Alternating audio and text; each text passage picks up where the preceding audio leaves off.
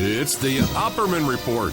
Join digital forensic investigator and PI Ed Opperman for an in-depth discussion of conspiracy theories, strategy of New World Order resistance, high-profile court cases in the news, and interviews with expert guests and authors on these topics and more. It's the Opperman Report. And now, here is investigator Ed Opperman. Welcome to the Opperman Report. I'm your host, private investigator Ed Opperman, and this show is brought to you by Audible.com. You go to audibletrial.com/Opperman Report. You can sign up for free, and you get yourself a free audiobook. Let's see. If you are new to the show, if this is the first time you are hearing this show, please go to OppermanReport.com and check out the members section. We have a lot of additional content in the members section that's not available online, or it's not available over the air. It's only available to members, so check that out. And if you like what you hear on the radio tonight, please send me an email at oppermanreport@gmail.com. Speaking of the members section, I got a lot of stuff coming up. Monday morning, I'm taping a show about John Benet Ramsey. It's a very unique point of view on that case, so I'm looking forward to that. Also, too, I did a show on yesterday, with a man named Jeffrey Gilson. First time he ever did an interview about this book. The book is in pre-order, and I was able to get the first interview with this guy. Very, very interesting story. It's called Maggie's Hammer, how investigating the mysterious death of my friend uncovered a netherworld of illegal arms, deals, political slush funds, high-level corruption, and Britain's 30-year secret role as America's hired gun. Now, believe it or not, we're doing that interview, and what comes up in the middle interview? Adnan Khashoggi and Jeffrey Epstein. Okay, so it's definitely the kind of interview that this audience will love. Now, if you are listening to this show, and you are located in the state of Arizona, and you have ever considered advertising on the Opperman Report, please get a hold of me. Please get in contact with me. At OppermanReport@gmail.com. We have a great opportunity to be on AM/FM in the state of Arizona. That will a 50,000-watt radio station in Phoenix that covers all the way from Phoenix. Let me take a look at this. All the way from Phoenix to Sedona, to Tucson, to Yuma, to Globe. It's a huge chunk. It's one of the top 10 radio stations in the state of Phoenix. We can get on there. I just need a sponsor. I need to bring a couple of sponsors with me.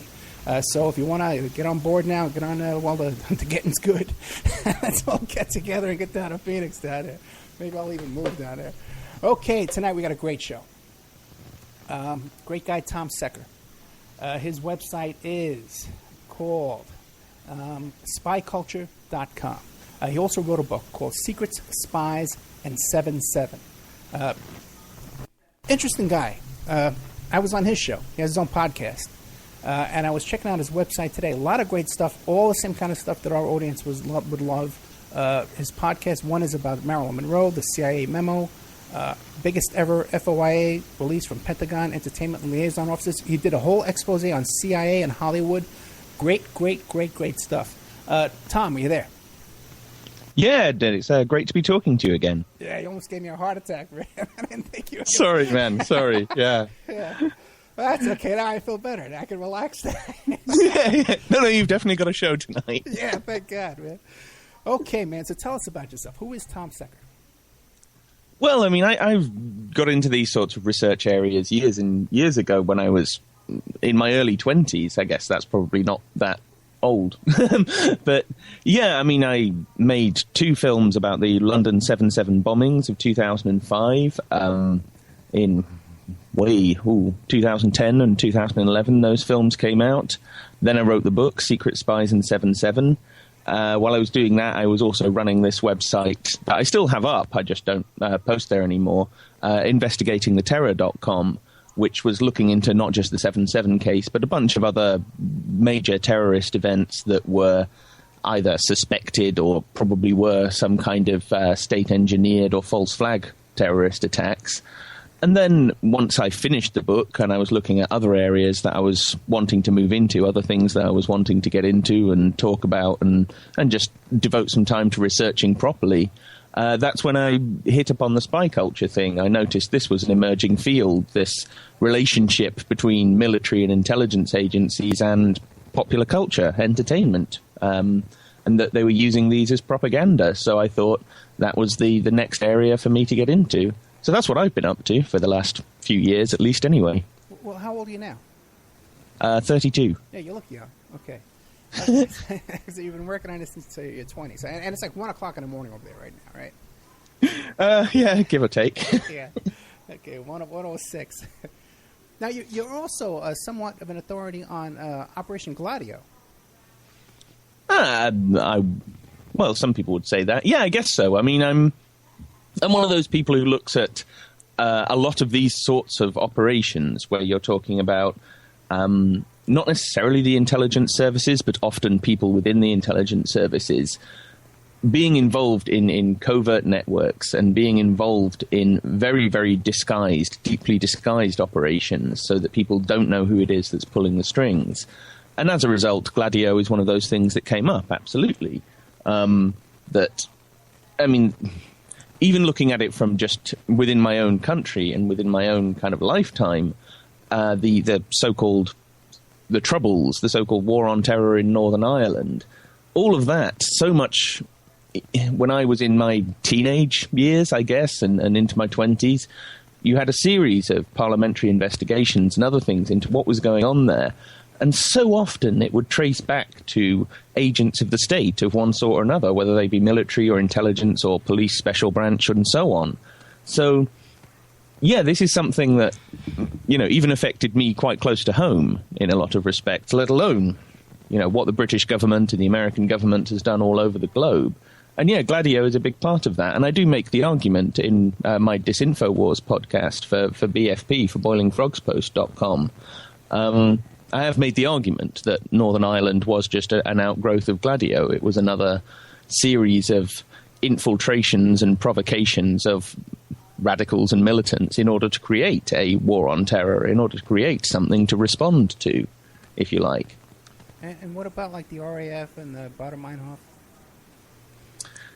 Well, that is certainly part of it.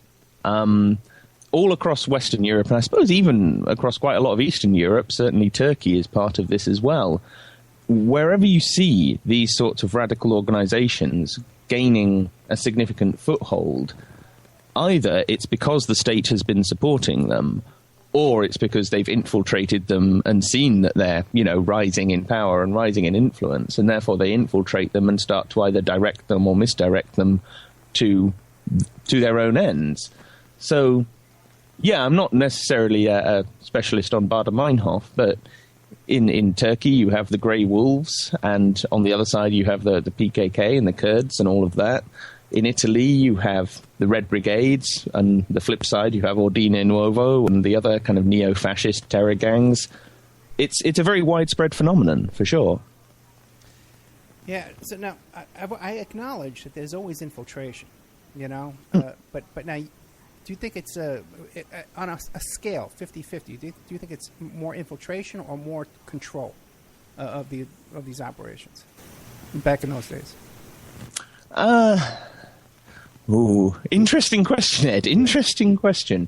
I guess it depends on which sorts of organizations and which sort of radicals we're talking about, really, because sometimes they want to infiltrate and disrupt. Sometimes it's a movement that they don't want it to go anywhere.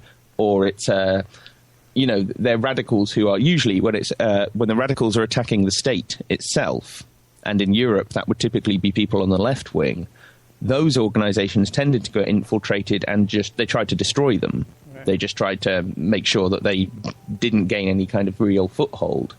Whereas certain other radicals in Europe, we're talking about neo-Nazis, the leftovers from World War II, they did actually want them to be under their control, so they could use them as as their proxies, as their weapon against the public, as their weapon in order to refashion and reshape these states that they existed in, and change the political dialogue in those places.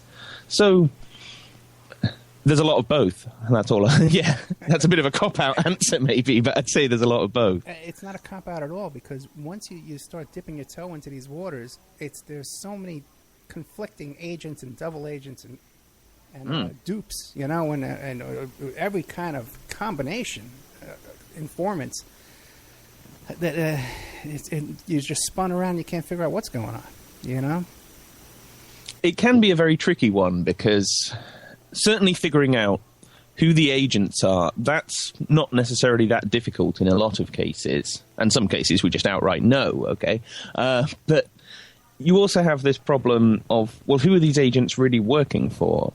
Are they working for people within these intelligence services? And does that mean they're actually working directly for the intelligence services, or is this part of some other network? Because this is one of the problems with Gladio, is that a lot of the time the people who were handling these gangs were certainly people within the intelligence and security services, but they were also part of Masonic networks, and they were also part of other sort of deep state networks. So certainly in trying to figure out who's really pulling the strings and what their agenda really is, that's the part that is often very, very difficult when your head starts really spinning. Right, and it's so hard to, it's so important to remember that there are private organizations, like you said, Masonic groups, even I believe in the Vatican, Scientology have their own agents, you know, and these kind of groups, and then big multinational corporations have their own intelligence operatives working for them. So it's just, and then there's foreign intelligence. You know, when I was involved in the Sarah Palin case, foreign intelligence agencies were trying to infiltrate my life. So it's just all a giant mishmash. You can't figure out who's who and what's what.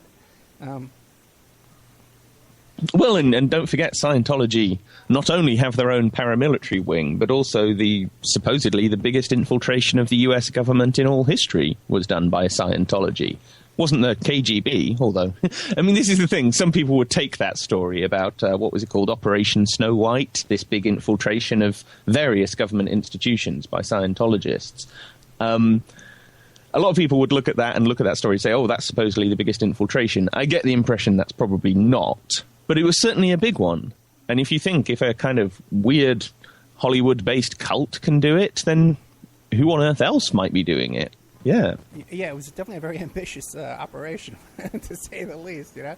And I saw it, too, again, back in New York City, back in the 70s and 80s, there was a group called the New Alliance Party that was an offshoot of Lyndon LaRouche. And they were up to the same exact thing. They were doing infiltrating school boards and PTOs and every kind of little place where they can get themselves into, all over the place. And very interesting, later on, when Pat Buchanan ran for president, I guess it was around in the 90s by then, who was the vice presidential candidate was Lenora Fulani, who was from the New Alliance Party, from that group, a LaRouche offshoot. And no one says anything. yeah, I know. Well, a lot of people aren't following these things and aren't thinking, connect some dots here and figure out maybe there's a bit more going on. I know, but no, that's a good one. No, but not even like Pat Buchanan. He's Nixon's speechwriter. Okay, we know who he is. But where the hell does Lenora Fulani fit into this? No one asked him. No one says, what'd you pick her for? You would think it would come up. But now, what do you make of that? Okay, the local media and the news media and their role in all this, because you've done a lot of study in that too as well.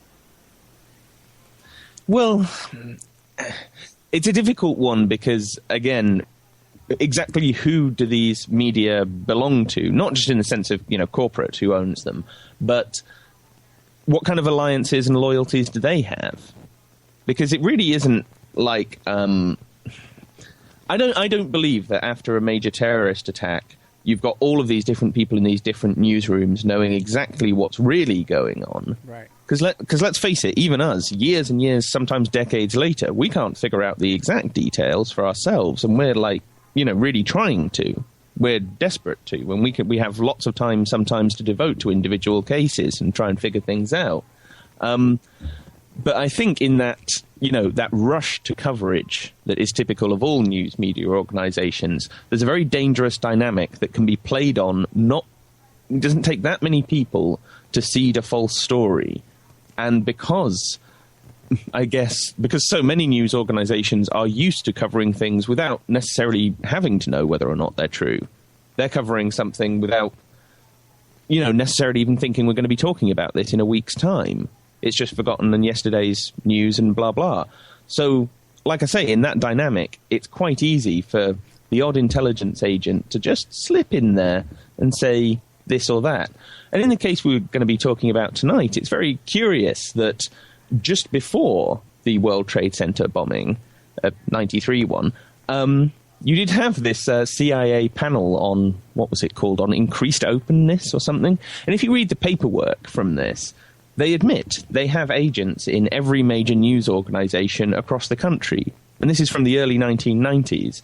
And it said something very funny about how this has enabled us, the CIA, to turn certain stories that would have looked like intelligence failures into intelligence successes, or something like that.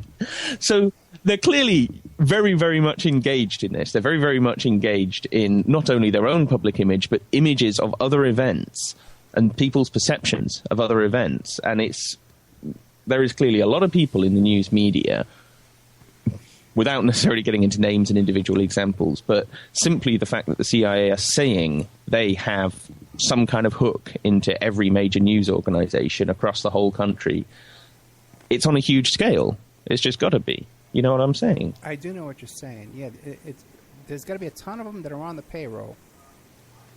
And then there's another bunch that are just dumb. They're just dumb, gullible people that just believe, they believe all this stuff. I'm friends with a couple of these guys, and there's one guy in particular, he was talking about how whenever he gets on a plane, he looks around for Muslim people. Yeah. And this guy's a big producer on HLN, And, well, you are, of course, rubbing up against that as well, that once certain prejudices, certain ideas, certain even ideologies and worldviews and overall philosophies, when they become, entrenched in a society, then, of course, people within media organizations are going to buy into these ideas. And you're right, there's a lot of them who just aren't that smart people. Yeah. They're just some people who, fancied being a reporter or something. And so, they get a phone call with something and their little tip saying, look in this direction.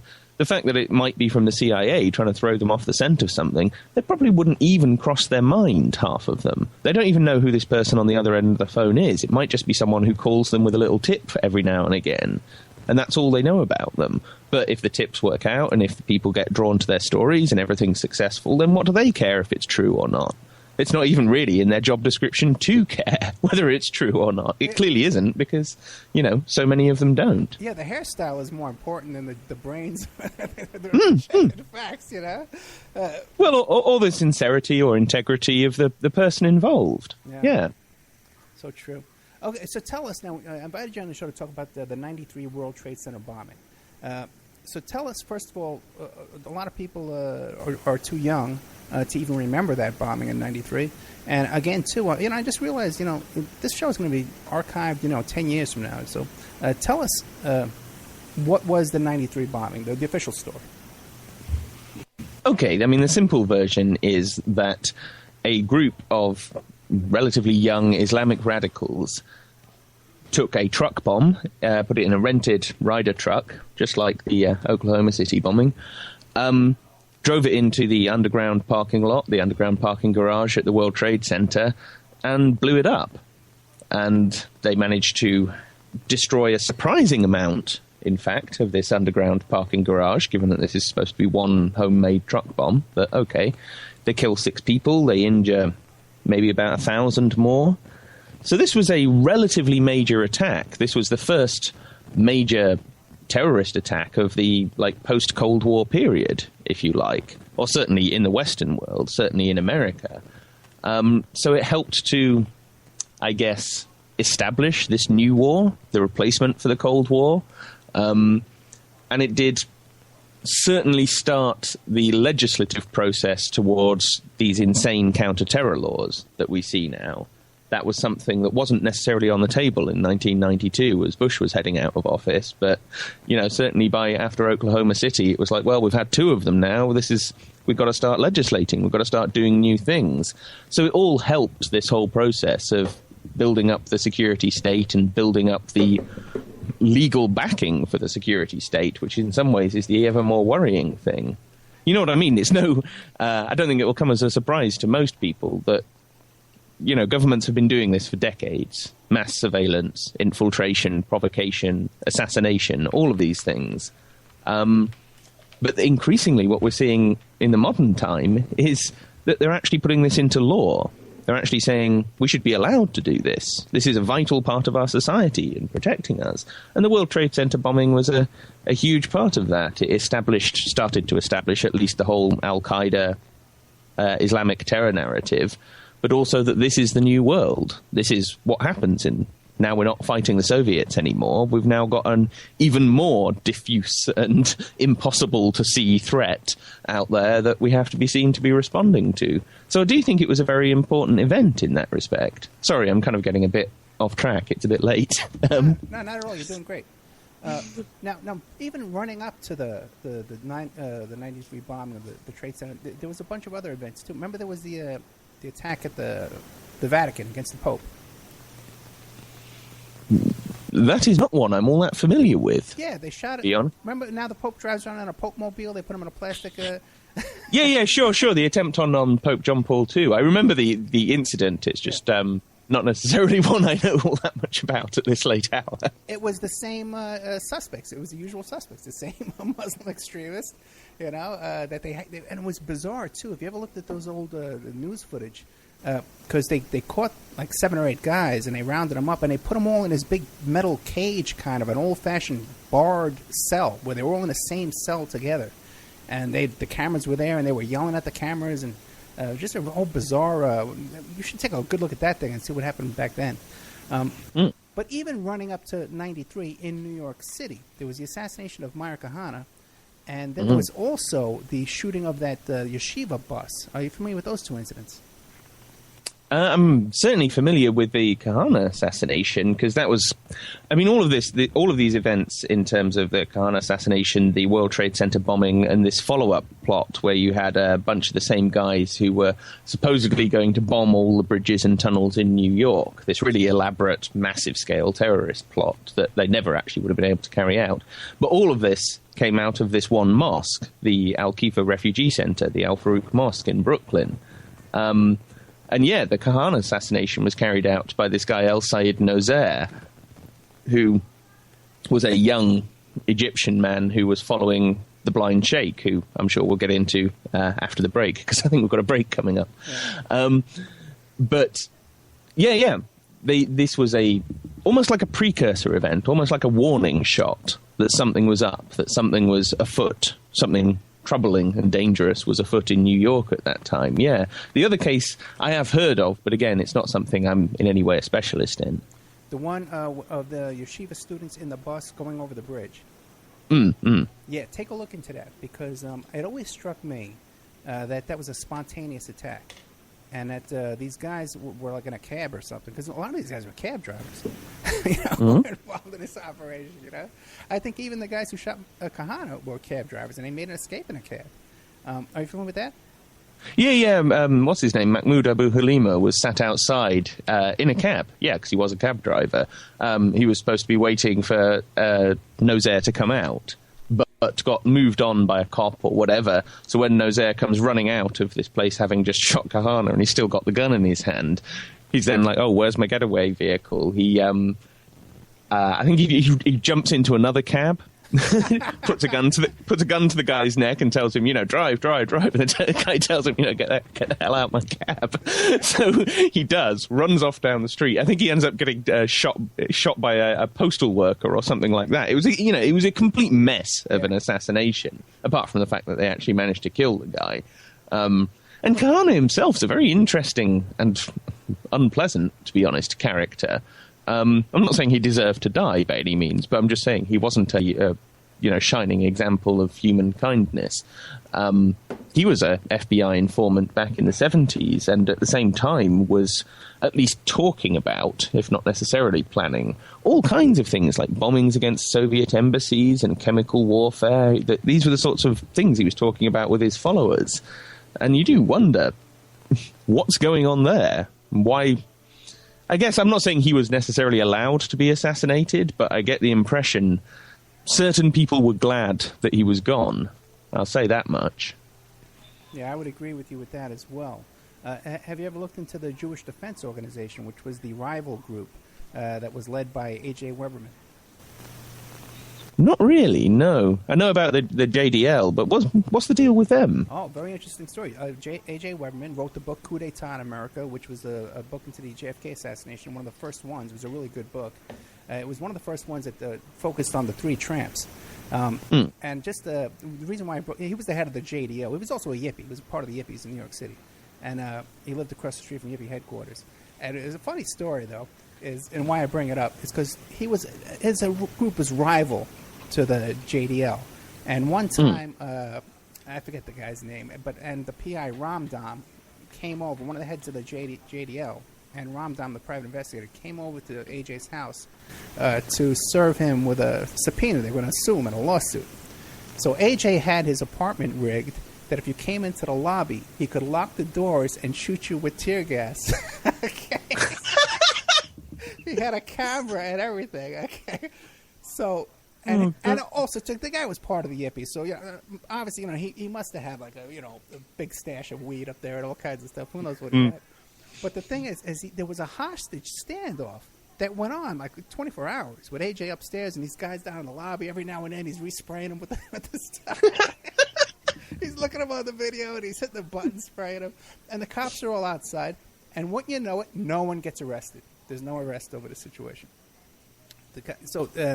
Very interesting.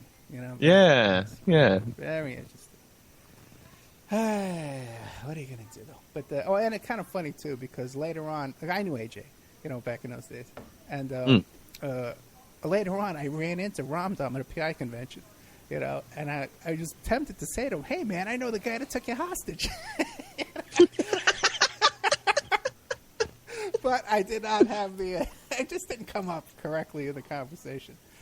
No, you didn't see an opportunity to just throw that one in there. Yeah. No, I could not fit that into the topic there.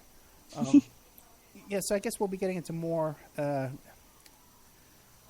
of all that. But now, the popular theory, though, is that the FBI totally controlled the guys who bombed the Trade Center in '93. Yeah, I mean, that's or at least the popular alternative view, the popular so-called conspiracy theory, is that it was all being run by this guy, Ahmad Salem. But that is a very problematic story for various reasons. Not least because the major influence... it's probably best to put it up now. The major influence on these guys, I don't think was the FBI, I think was the CIA. I think this whole story with Ahmad Salem is something whereby the FBI are being a little maybe scapegoated, a little hung out to dry. Not that I want people sympathizing with the FBI. Don't get me wrong. I am no fan of the FBI. I'm just saying there are worse people in the world than them, and frankly, I think it was them who were really behind the World Trade Center bombing plot. Sorry, do you want to jump in there? No, you think it was the FBI that was behind the... No. I think it was the CIA. I think that the FBI are... in some way, the scapegoats in this situation, because the whole argument, at least with the official story, became, but the FBI had this informant, at least in this group, about 6 months before the bombing, so why didn't they get wind of this, and why didn't they stop it, and was this an intelligence failure? Was this some sort of accidental, screw-up on part of the FBI? And the same thing happens in the wake of 9/11. The same thing happened in this country with 7/7, where you had people looking at the security services and saying, but what did you know? And why didn't you figure this out? And why didn't you stop this? And of course, all of that dialogue doesn't get to the sort of most fundamental question of, well, who really did it? I mean, you can keep having it go round in circles about, well, what did you know? And what did you do about it? And could you have done this? Could you have done that? But the real question is, well, what were your agents actually up to? And the most significant question for me is, why was Ahmad Salem, this FBI informant in this radical mosque, or at least this group within the radical mosque, why was he pulled? Why was he pulled out of this group about 6 months before the bombing in the late summer of 1992? Because that's a question that's never truly been adequately answered. And I think lying behind that is probably the real story of what really happened in WTC 93. Very interesting. Okay, and we'll delve into that when we get back after these messages. We're here today with Tom Secker. We're talking about the 1993 World Trade Center bombing. Tom Secker has got a couple of blogs. One is spyculture.com. He's written this book called Secret Spies and 7/7. The link to that book is up on the OppermanReport.com blog. Also, too, you also have a podcast on Boiling Frog, too, as well, right? Yeah, I do a weekly, or essentially weekly podcast called Disinfo Wars that's on boilingfrogspost.com. And I do the show Clandestine on spyculture.com, which is a sort of irregular, relatively, it's kind of a hobby show, really. Okay, very busy guy. Do you have a full-time job? You do. I have a job that is sometimes part-time and sometimes full-time, depending from week to week, which is why I do this on the side, if you like. Okay, great. Well, yeah, because you're still young, you can fit all this in, man. Me, I'm getting old. I can barely get all this stuff, man. This whole thing is killing me, man. Anyway, we'll be right back after these messages. More with Tom Secker, author of Secret Spies and 7/7. His website is spyculture.com. We'll be right back after this. But, Tom, if we talk during the commercials, the audience can hear us. So no secret spy talk during the commercial. And now, a word from our sponsors. Pacific West Bamboo, your premier source for sustainable building material. They provide construction-grade and craft-grade bamboo material for all your indoor, outdoor, and gardening needs. Contact them for event planning and display work as well. 503-839-8126. Or you go to their new website, pacificwestbamboo.com. Or you can contact them on Facebook at Pacific West Bamboo. That's 503-839-8126. Amanda from Pacific West Bamboo was our first sponsor. She's been so good to us, so please support her in return. I want to make everybody aware of our new members section at www.oppermanreport.com. You can go there and sign up for a monthly, quarterly, or yearly subscription. You can even purchase episodes one by one. You get full access to brand new original content, new guests, new uncensored interviews, my own investigations and reports, and we're going to be adding sections with documents, images, police reports, either provided by myself or by my guests, or for my own investigations, my own reports. So you can go to OppermanReport.com and you can sign up there tonight. You can start listening tonight. Strawman. I want to mention Strawman. Strawman is a band out of Toronto, Canada. They're good friends of the Opperman Report. They're a trio of guys who share the same mindset most of us here do, and they put that energy into their words and music. So check them out at strawmanmusic.com and drop them a line to let them know that you heard them here on the Opperman Report. We'll be doing an interview with Sean Duffy soon. You can get an autographed copy of my book, How to Succeed as a Private Investigator, by visiting my PI website, emailrevealer.com. We also offer a computer and cell phone forensics. We can recover deleted text messages to uncover infidelity. We offer asset searches, locates, email tracing, background reports, and we can even trace your spouse's email address back to internet dating websites to catch them cheating online. You can reach us at 800-572-9762, or you can email me at emailrevealer@aol.com. New World Mexican Women. Everyone loves the New World Mexican Women, and their line of fine, handcrafted, authentic Mexican jewelry of stone mosaic and abalone stone inlay.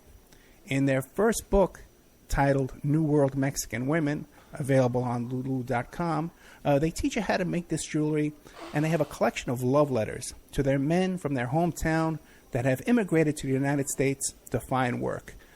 They have also published a new book entitled Azuquina to the Rodeo. It's about a young girl that falls in love with a rodeo bull rider, and she runs away with him without telling her family. You can find the New World Mexican Women by Googling New World Mexican Women. And you can ask them about their deals on wholesaling their fine jewelry and all of the other projects that they have going on. If you'd like to have your business or website advertised here and promoted all over the world on dozens of stations every day, give us a call at 800-572-9762 or email oppermanreport@gmail.com. And now back to our show.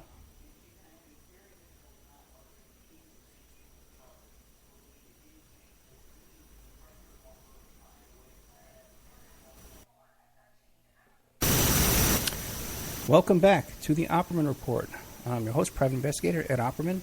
The show is brought to you by Audible.com. Go to audibletrial.com/Opperman Report. Get yourself a free audiobook. And don't forget, if you're in the state of Arizona and you want to advertise, get a hold of me. OppermanReport@gmail.com. I have a once-in-a-lifetime opportunity for you. I sound like Donald Trump. I got a terrific opportunity. It's terrific. I'm afraid we have no listeners tonight because I think everybody's glued to their TVs watching this clown at this rally here in Alabama, watching Trump instead of us. But we'll have to keep up our end of the end of the good fight here. We're here with Tom Secker. He's the author of the book Secret Spies and 7/7. The link is up on the OppermanReport.com blog, and his website is Spy Culture. He's also on the Boiling Frog. And what was the other one, too?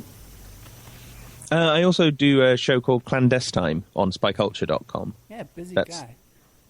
Yeah. Okay, and you're able to book guests for all these different shows? No. I do most of my shows. I do solo. They're me looking at books or films or particular bits of history or whatever. Sometimes just me going through a government file and saying what it is that I find that's interesting and trying to make some sense of it all. So a lot of them are solo shows rather than guest shows because, to be honest, if I was trying to do more than one show a week with guests, it would just be a scheduling nightmare, as I'm sure you found. Yeah, it really can is. be. It takes a lot of time. Now it's interesting because you were saying about how the FBI in the '93 case, after they did they started their investigation of this bombing. The theory is that they found this VIN number off one of the axles, and they were able to trace that back. You just gotta imagine, and all that rubble, and they did it pretty quickly too, right? Did you check how quickly did they find that? Oh, you're talking about a matter of days. Yeah, this is very, very strange because this is one of the problems actually with the whole case that most people have never really picked up on. But you're talking about one, like I say, homemade truck bomb that somehow manages to blast a hole through 5 or 6 floors of this underground parking lot. And I'm wondering, could it really do that? Could a bomb of that power, and at least from the tests that the army subsequently performed, because this was a very similar sort of bomb to the one that was supposedly used in Oklahoma City. And, of course, there is this big thing there about, but there must have been extra bombs in the building because no way did one little truck bomb outside the building cause all that damage. Problem with the World Trade Center is it's all indoors, and there aren't that many photographs and that much footage of this available for us to examine to try and figure this one out. But still, you're right. The point is, if this thing can blow a hole in half a dozen floors of this underground parking lot, then how did they manage to find this, wheel axle with the VIN number on within a matter of 2-3 days? And then they trace it back, they find the rental company that the van has come from, and they go and set up on the rental company. And lo and behold, they got, amazingly lucky because by far the stupidest terrorist in history, this guy called Mohammed Salameh, who was, it seems, part of this plot to some extent, but he was a total buffoon. This is a guy, when they were building the bomb, they were driving around with the bottles of chemicals in the back of the car that they'd rented, and he managed to crash it into a lamppost and injure the guy who's supposed to be building the bomb. And obviously, police and ambulance turn up to this accident scene, and they're desperately hoping they don't look in the back of this car and find what's in it. But anyway, so after the bombing, they turn up at this rental agency. They set up there with, bugs and what have you, and the guy comes wandering in because they were so disorganized that they didn't even have a proper exit plan for how they get out of the city after they'd done this thing. So he doesn't even have a plane ticket. He has to go back to the rental agency and claim that the van was stolen, tries to get his deposit back, or at least some of his deposit and his rental fee back, in order to buy a plane ticket to get out of there. And this is how the FBI catch him, and he is their entranceway into the rest of this plot and the rest of the gang around this bombing, with the exception of Ramzi Youssef, the bomber, who actually managed to fly out that very evening. He had a plan to get out, you notice, but none of the others did. It's very convenient. So, yeah, that's as absurd as it sounds. There does seem to be transcripts of these recordings. It does seem that this guy did actually go back to the rental agency. The part of the story that really doesn't ring true is this part about we set up on the rental agency because we found this axle in amongst these, hundreds of cars worth of rubble in the middle of the World Trade Center blast. That's the part that really doesn't add up for me, and I wouldn't have thought it does for you either. Well, and they were pretty quick to set up on the blind sheik too, right?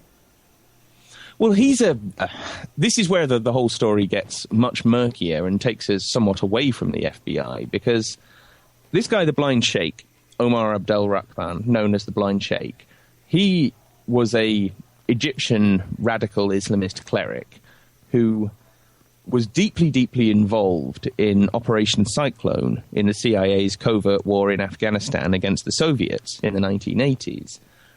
And at the end of the 80s, in, I think it was April or May of 1989, US officials in Egypt, embassy officials, went and met with followers of the Blind Sheikh, who at that point was under house arrest because he was a radical. So they meet with him, with followers of this guy, and they discuss various things, including support for the Blind Sheikh's Islamic group in Egypt. And the cables, the embassy cables recording these meetings, are signed by none other than Frank Wisner Jr., the son of the OSS and CIA man, Frank Wisner. So you've got to wonder what's going on here. And then the Blind Sheikh escapes from house arrest, reportedly by hiding inside an empty washing machine, if you can believe that, gets out from under house arrest, comes to the United States. And the visas that were provided for him to get into the United States were provided by CIA officials who were posing as consular agents, consular officials in Egypt. And so he ends up in, I think, spring of 1990, he turns up in New York. And it's about maybe 6 months later, is it? I think it was November 1990 that El Sayed Nozair kills Meir Kahane. And it's just after that the Blind Sheikh takes over this whole mosque in Brooklyn. And the original emir in the mosque is killed, ostensibly, we can only guess, by followers of the Blind Sheikh. But mysteriously, once again, the police have no interest in this. And they take over the mosque. And it's not that long after that the FBI's... They already had a relationship with Imad Salem. He was already informing on them for them on Russian gangs and Russian mafia in New York. And it's not long after that he starts saying, there's this guy, the Blind Sheikh, who's in this mosque, and we've got to get in there and see what he's up to.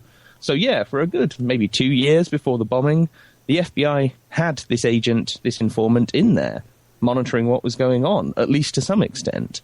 So, yeah, there is that. But I think this is, like I say, where it gets a bit murky, because that account of the Blind Sheikh, he meets with consular officials. Or rather, his followers meet with consular officials, and the guy who's running the embassy at that time is the son of a very, very senior CIA man.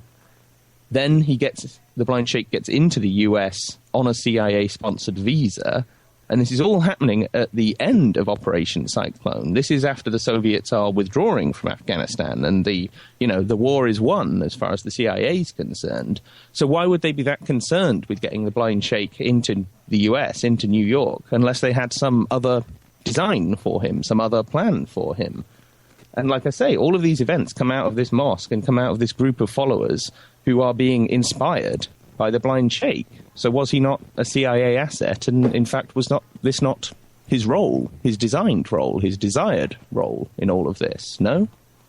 Yeah, it would seem so. Yeah, if he was brought into the States by the CIA, for what purpose? Like you said, you're right. But then still, if he's brought in by the CIA and the FBI, this other guy Salam is informing to the FBI, they had to have had wiretaps on their phones and bugs inside the place there as well. Did that ever come out in the trial of the Blind Sheikh? Well, this was the problem, is that Salem refused to wear a wire. Okay. Because he thought, if they catch me with a wire on me, I'm done for. And the FBI were only paying him like a few $100s a month at this point. They weren't paying him an awful lot of money. So he was saying, it's not really worth it. The risk's just not worth it for me. And he had a family and so on. He had something to lose. So he was saying to his handlers, who was initially this Texan woman, by all accounts, very dedicated and very competent Texan woman called Nancy Floyd. But when he started informing on the Blind Sheikh, she had to kind of hand him over to the Joint Terrorism Task Force in New York. So he was then being handled by an FBI guy called John Antichev and a cop called Lou Napoli, who worked for the NYPD, and they were working together for the Joint Terrorism Task Force. So they're handling Salem at that point. And he is saying he won't wear a wire. They don't have any bugs per se, but it does seem that they were tapping phones, because some of the phone records and other stuff did come out in the trial. But the issue... I mean, there's 3 different trials. This is the other thing you have to remember for the World Trade Center bombing. You've got the first one, which is Mohammed Salameh, this idiot who goes back to the rental agency, and the small number of people around him. Then you've got a separate trial of the Blind Sheikh and a number of his followers who were, to some extent, set up by Salem in a sting operation after the World Trade Center bombing. And then you've got the trial of Ramzi Youssef, who was the actual bomber, the guy who actually built this thing, who managed to escape detection, or at least escape capture, for like 2 years after the bombing, and was running all over Asia, causing all sorts of havoc. So there are actually 3 different trials. And trust me, the court records on that go way, way deep, and I have by no means read every last page of every last one of them. But no, they did not have actual bugs and wired informants going into that mosque at that time, no. Now let me ask you this. Now, the Blind Sheikh, okay, now I think we can establish that there's something hinky going there, at least, with getting into the States with the CIA, okay, fine. But now his attorney, this woman who's his attorney, you're familiar with that story, right? Yeah, Lynn Stewart, yeah. Right, okay, now what is the deal with her now? Because she was arrested and charged with crimes helping the Blind Sheikh, right? Well, yeah, because when he was eventually, the Blind Sheikh was eventually arrested in, I think it was the summer of '93, and this is, after the bombing, the FBI rehired Salem for like $1.5 million, a lot more than they were originally paying him. So he re-infiltrates the Blind Sheikh's circle and basically works as a sting operative on all the tapes and in all the transcripts of his conversations, because at that point they paid him a lot of money and he said, okay, I will wear a wire. So there are transcripts of this stuff. And it's always Imad Salem sat there saying, oh, we could blow up the Brooklyn Bridge. We could blow up the United Nations headquarters. We could do all this kind of stuff. And so when it came to trial, there was actually a reasonable defense there of entrapment for that trial, for the Second World Trade Center bombing trial. And Lynn Stewart was the Blind Sheikh's legal advisor, his defense counsel. And she did do some things that maybe weren't so wise. I mean, some of the money that was being moved around and was sort of exchanging hands at that point to pay for this defense trial was coming from some places that I think a lot of lawyers would have recognized was a bit dodgy. But she didn't necessarily break the law. This is the thing. I don't really see... It's only post 9/11 when they kind of had this atmosphere of, oh, anyone who was ever associated with any of these people is some kind of terrorist facilitator or terrorist sympathizer. It's only then that they nailed Lynn Stewart and started, harassing her and threw her in prison. But yeah, there's a great case to be made that she is in fact innocent here and that she's got caught up in some horrible deep state event and that she did actually nothing wrong, or did so little that's wrong compared to what else is going on here that she certainly doesn't deserve to ever have been in prison. Yeah. But then what is the theory then? That the CIA brought him in, but the CIA dropped him and stopped supporting him, and then he had to run out and get his own lawyer? And how does that work? Well, I guess the theory would be he served a certain function. Right. And his function was to get the whole world starting to focus on, this is the post-Soviet world. We're no longer worried about the evil commies coming over to, do whatever it is they were going to supposedly do. Now we've got to worry about something else, and it's now the Islamic terrorists. And the Blind Sheikh's primary role was to help inspire these young people and help radicalize them and brainwash them, we could call it that, into doing these sorts of things. Because the mosque wasn't just about what was going on in New York. That's the other important thing to understand, is this Al-Qifa Center in this mosque was also about recruiting young Muslim men, radicalizing them, and also training them up, getting them somewhat trained in intelligence and paramilitary techniques and so on. and then sending them off to places like Bosnia. Because after the war in Afghanistan ended and the Soviets were driven out, that whole thing just shifted focus to other parts of the world. And one of them was the former Yugoslavia, Bosnia, the Balkans, that whole region. Which, again, is interesting because Frank Wisner, Sr., the guy who was OSS, when he was in the OSS, was actually responsible. He was the head of the OSS's office for that part of the world, for the Balkans and Eastern Europe. And then his son helps this guy get into the country who, 50 years later, is helping cause this war in the Balkans by training up these and recruiting these young Muslims to go and fight over there. So I guess that was the blind sheikh's role. And once he'd fulfilled it, or possibly once things got a little bit too hot and the authorities got a little bit too close to him and using him in that kind of function was no longer feasible, they just decided to drop him. He was a disposable asset. An asset that once he'd completed his task, they could just feed him through the court system and let them have at him. And so, yeah, he had to get a defense lawyer and had to get Lynn Stewart to try and help him against these charges, that some of which were probably true, but a lot of which were a result of this Imad Salem sting operation. So exactly how guilty the blind sheikh is another question, but the truth is he's going to languish in prison until he dies, and there's not an awful lot that can be done about that. Yeah. So that would be my take on him, is that he was a disposable asset, or that once he'd served his function and things got a little bit too close to him, they just dumped him because they'd found other assets who could do the same thing. Couple of questions. Now, in these trials, in this investigation... Just a couple, Ed. Well, you know how it is, right? Yeah. Wasn't there something that came out during all this, especially that plot, the so-called plot to bomb all the, what do you call it, the bridges and tunnels, right, all of that. That there was a plan also, too, to hijack planes and crash them into buildings.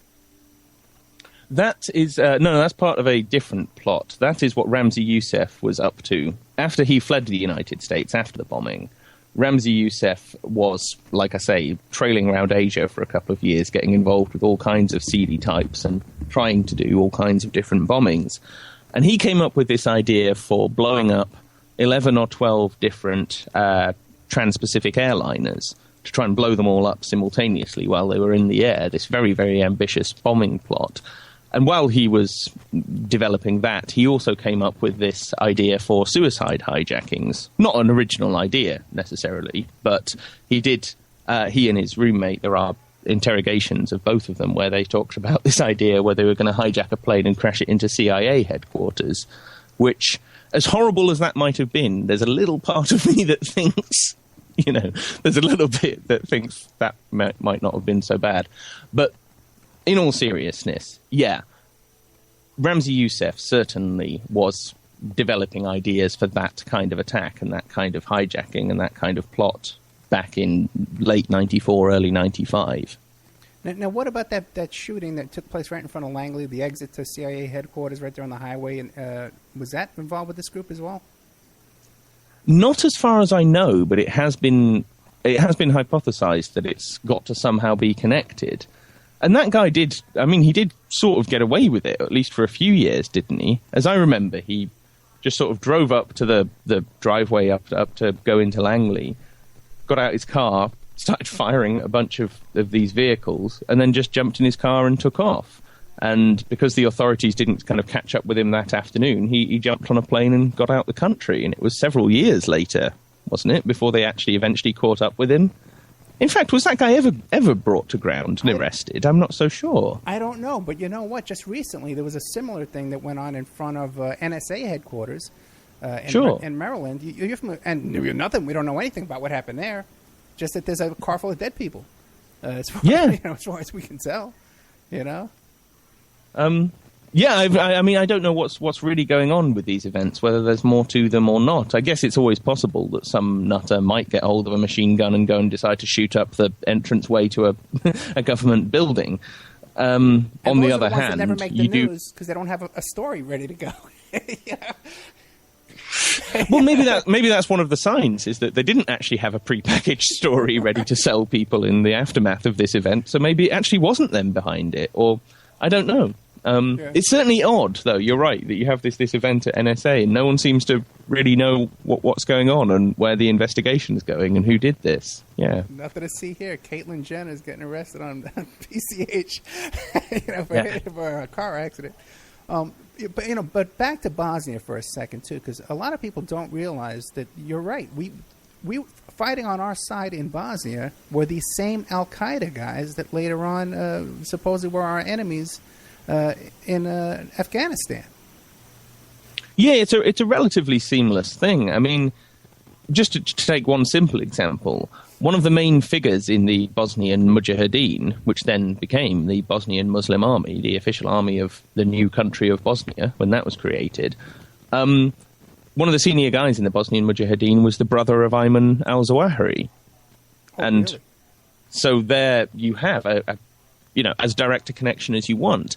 And there is a very, very interesting report and a very interesting book that came out of this, written by a Dutch history professor, a guy called Cees Wiebes, called Intelligence and the War in Bosnia, where he makes it perfectly clear that CIA, MI6, NATO, the Pentagon were helping to get these guys into the Balkans to cause chaos and to cause the breakup of the former Yugoslavia and to break this off into, what is it now, like 12 different countries?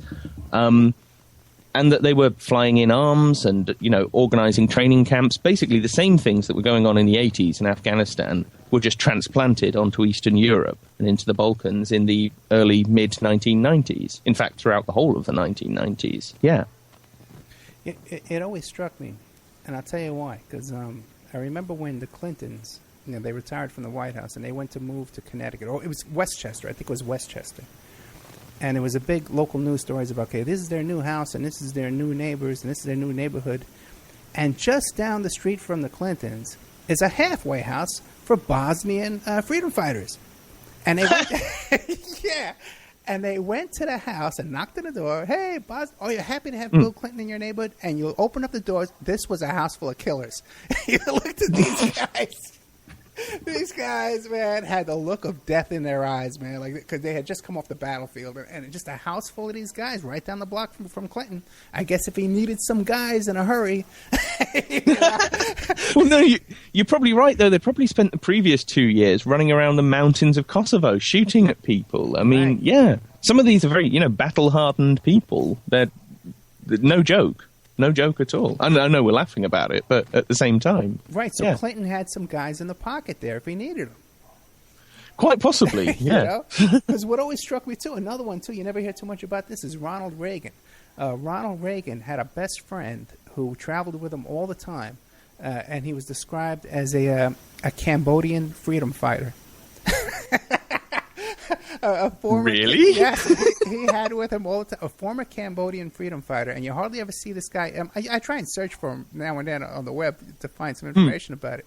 But I remember watching this as a kid. I was like 18 years old, and watching this on the news, and they showed him. And one day, it was Air Force One, and he just kind of stuck his head out of Air Force One and looked around. And he had the look of death, man. Like a walking hitman. My God! So, these are the things that stick in my head. I see them, I can't forget them. Like I see Donald Trump right now making a fool of himself. Give it another couple of years, and maybe you'll see Donald Trump hanging around with these sorts of guys as well. Donald Trump does have one of those guys, and I know his name. Oh, okay. In fact, I sold a condo to him one time. And if you okay, is there anyone you don't know? I know. You know what? I try and live such a quiet life right now. You have no idea. I don't answer the phone. I hardly talk to anybody except these radio interviews. I try and stay out of trouble. I really do. I'm working here locally. I'm trying to get press credentials, to cover all the campaign events. Yeah. I'm getting heckled by the local newscaster over here. Is heckling me on Facebook. I'm just trying a quiet life, trying to get through life quietly. But if you want to check out Donald Trump's guys, okay, there's an interview with A.J. Benza where Donald Trump, A.J. Benza were on the Howard Stern show, and A.J. Benza calls out all the guys that were around Donald Trump and all those characters. He has some real, you might call them like mafia-type guys. Who travel with him and walk around with him when he's in Manhattan all the time. We are here with Tom Secker. He's a British-based writer, researcher, author, podcaster, and filmmaker. who specializes in the security services, terrorism, and declassified history. His book is Secret Spies and 7/7. His main website is spyculture.com, but he's also on The Boiling Frog, which everybody loves that podcast. And what was the other one, too? There was one more, too. Clandestine is my other podcast. Clandestine. And I'll never remember it because it's too late. I can never absorb that in my head. We'll be right back after these messages with more of Tom Secker.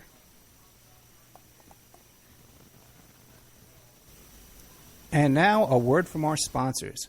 Pacific West Bamboo, your premier source for sustainable building material. They provide construction-grade and craft-grade bamboo material for all your indoor, outdoor, and gardening needs. Contact them for event planning and display building as well. 503-839-8126. Or you go to their new website, pacificwestbamboo.com. Or you can contact them on Facebook at Pacific West Bamboo. That's 503-839-8126. Amanda from Pacific West Bamboo was our first sponsor. She's been so good to us, so please support her in return. I want to make everybody aware of our new members section at www.oppermanreport.com. You can go there and sign up for a monthly, quarterly, or yearly subscription. You can even purchase episodes one by one.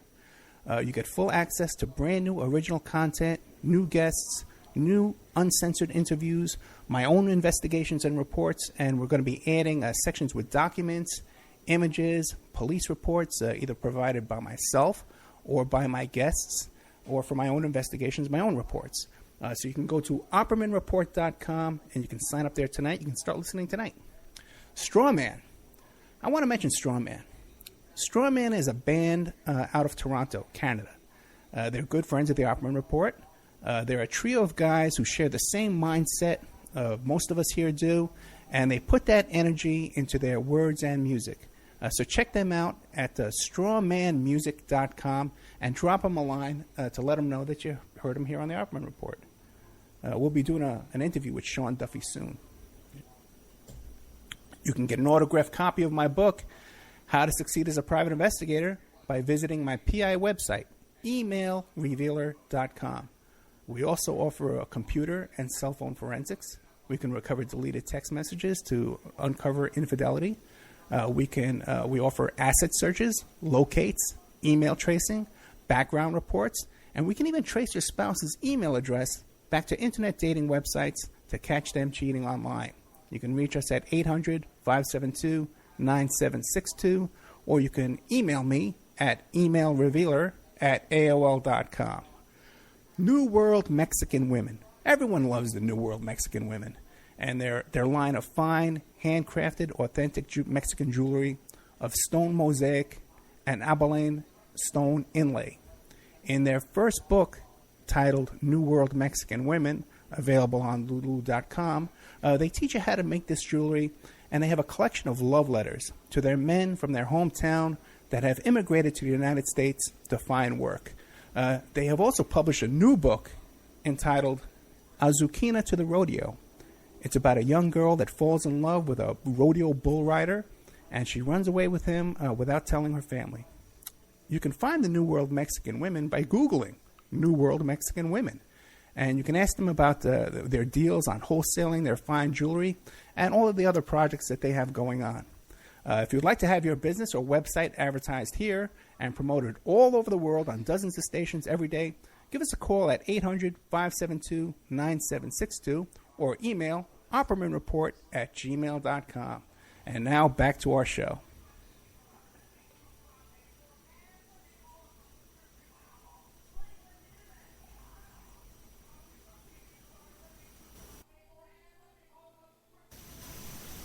Okay, welcome back to the Opperman Report. I'm your host, Private Investigator Ed Opperman. Show is brought to you by Audible.com. Go to audibletrial.com/Opperman Report. Tonight we have Tom Secker. We're going to be getting back to him in a second. But tomorrow I'm recording a podcast with Pierce Redmond, PorkinsPolicyReview.com. And we're going to be talking about good old Jeffrey Epstein. And by the way, I'm noticing some connections too to this Jared Fogel guy, the subway guy, and the Epstein case. So hopefully I'll be able to get into that tomorrow. And also, too, we'll be talking about Epstein and Trump and all the usual stuff, and Franklin scandal, all the wonderful things we talk about. Oh, boy. But tonight we're here with Tom Secker, fascinating guy. Guys seems to have all this information at the tip of his tongue, just like I used to have when I was young. My memory's getting shot, my friend. His book is Secret Spies and 7/7, and one of his websites is spyculture.com, and he's also on the Boiling Frog, and the other one is called... Clandestine. Oh, man, I almost thought I had it. It's okay. I'll get it. And now, what else is there that strikes you about the 93 World Trade Center bombing that we should know about that throws up red flags and stuff like that? Well, okay, I mean, the timeline that we'd sort of got up to is that Imad Salem has infiltrated this group the first time round, before the bombing, and going up to the summer of 1992, things are going relatively well. He has infiltrated this group, he's providing regular reports back to his handlers, but one of the problems is he doesn't really trust these two guys from the Joint Terrorism Task Force. He only really trusts Nancy Floyd, his original handler. So he's actually meeting her a lot of the time, and she's the one debriefing him and writing down the reports of what he's saying and taking them back. So then you get this new guy in the summer of 92. This new guy takes over at the JTTF, and he doesn't believe in Salem. He doesn't trust Salem. He wants Salem to wear a wire. He's insistent on this. Salem explains, no, it's too risky. I'm not willing to do it, or certainly not for this piddling amount of money you're giving me. So he says, fire him. And exactly why Salem is then fired is something of a mystery, because he was a perfectly successful informant, and even if he wouldn't wear a wire, he was still providing them with useful information, and they weren't having to pay him a lot of money for it. But for some reason that's never been properly examined and explained, he gets pulled. And so you get into this whole question of, well, why was he pulled? And Nancy Floyd, this FBI agent who was at least running him in the original years, she starts poking around and she starts asking questions and saying, well, what's happened here? And particularly after the bombing, she's like, well, really, what's happened here? Because something went desperately wrong in that decision to get rid of this guy. And so the FBI, or at least the JTTF office in New York, they start leaking these rumors to the press that she was actually having an affair with Imad Salem. Really? And she ends up being subject to this internal affairs investigation. She basically has her career ruined because she started asking questions and trying to find out what was going on here. And she ends up, this otherwise, by all accounts, very dedicated, very competent, very capable agent, gets dumped and gets her career smeared, gets her public reputation smeared, all because she was trying to find out what was happening here. And that suggests to me there's some serious political pressure coming from somewhere. This isn't just like, she got pissed off at her boss one day and said some things that maybe she shouldn't have, and so she got a slap on the wrist. This is someone who was, dumped from doing very serious work to doing utterly trivial things. And you have to wonder, what were they protecting? And I think what they're protecting there is ultimately this CIA relationship with what was going on, in that you have the blind sheikh, the guy who's providing the ideological motivation, if you like, for these attacks, and particular for the World Trade Center bombing. But you also have this other guy, Ali Mohammed, who, if people aren't familiar with, you have to find out about this guy, because it's just an astonishing story, really. Do you want me to get into Ali Mohammed? Yeah, sure. Wait, a couple of questions first. The woman FBI agent, where is she today? Is she talking? Not really. I think she's now left the bureau. I think she gave up. She decided, if you're going to ruin my career, I'm going to do other things. She was interviewed by Peter Lance, who wrote a couple of decent but not amazing, I will say, books on this. And I think he interviewed her again for a Playboy article that he did a couple of years back, that he interviewed her and Imad Salem and found out a few more details about all of this. But no, you may be able to track her down, Ed. You may be able to get her on tape and maybe able to interview her. She might be willing to talk about it. I don't know. But on the whole, the media hasn't really tried to go and talk to her. So maybe it's actually that not very many people have even asked the question. So you might get lucky. You never know. Well, I had the FBI director that was in charge of the anthrax investigation. And the same thing. Sure. Richard Lampert, a nice guy too. And the same thing happened to him. They smeared him. They tried to destroy him. They arrested him. Get this: he retires from the FBI. He goes to work for the Department of Energy, and as security. So part of his job is liaison with the FBI. So then they fire him from there and they charge him with lobbying the FBI. They use those lobbying laws that you're not allowed to contact the FBI after you leave the FBI because for lobbying purposes. And they charge him with that. And they raid his offices and then embarrass him.